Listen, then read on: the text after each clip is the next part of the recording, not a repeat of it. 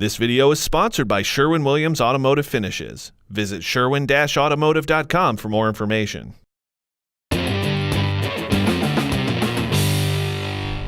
When buying a spray booth, everyone wants the best product for their money. However, the upfront price of the booth is only half the equation.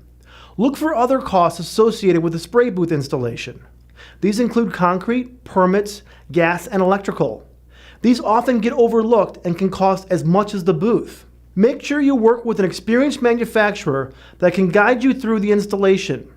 You also want a manufacturer who will be with you long after the initial sale.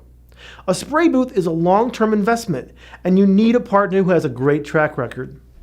Finally, look at the serviceability of the product. Many booths are imported, and so are the service parts. Some products require a special technician to perform the service work. You need a product that can be quickly repaired. Learn to ask questions such as, how long have you been in business? Do you have direct installation crews? Do you have parts readily available for service, and can an electrician install them? These questions will ensure that your purchase will last for the long haul and bring you the right return on investment.